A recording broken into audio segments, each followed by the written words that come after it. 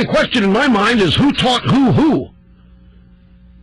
We've all been believing that Jeremiah Wright poisoned Obama's mind. I'm beginning to wonder, after hearing this audio coming up, if it wasn't Obama that poisoned Wright's mind.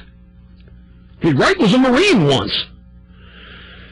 Let's go back to this audio. Here's Obama describing in 1995 how redistribution of wealth will ensure all of our salvation.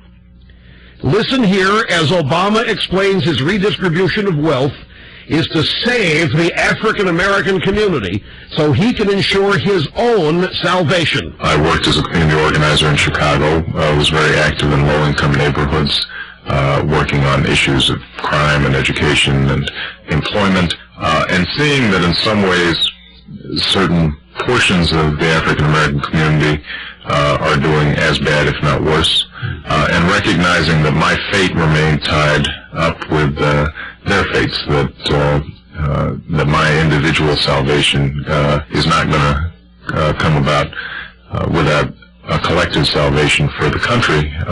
Unfortunately, I think that recognition requires that we make sacrifices, and this country has not always been willing to make the sacrifices that are necessary to bring about a new day and a new age. I think when you spread the wealth around, it's good for it. Juxtaposing these 95 comments with recent comments that he has made, redistribution of wealth is to save the African-American community so the country can be has a salvation, and his salvation can be assured as well.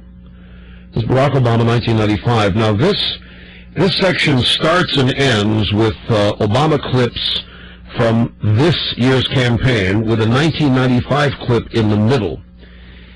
And he believes here that we have to use the government and your money to fix the racial wrongs in this country. Again, now, the start and end here are Obama clips from this campaign. The middle is Obama from 1995. In the last year, African Americans have lost their jobs at a faster rate than at any time in a quarter century.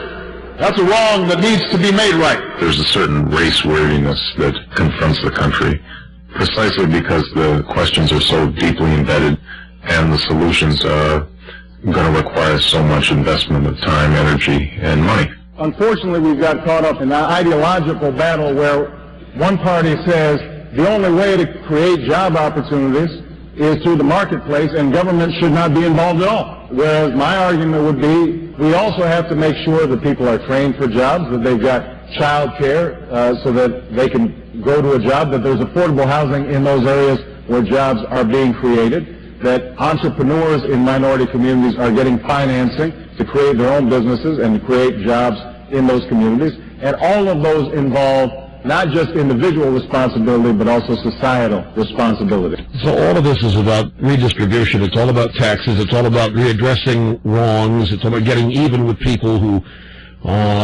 screwed people in advance. Finally, ladies and gentlemen, yes, you could say this is what Obama thinks of. What happens here in the United States to in other parts of the world. All of this is from 1995. Because I think of the problems that African Americans face in this country, we tend to have a sanitized view in the African American community about what is going on in Africa. And the truth of the matter is that many of the problems that Africa faces, whether it's poverty or political suppression or ethnic conflict, is just as prominent there and can't all be blamed on the effects of colonialism. What it can be blamed on is some of the common factors that affect Bosnia or Los Angeles or all kinds of places on this earth, and that is the tendency for one group to try to suppress another group in the interest of power or greed or resources or what have you.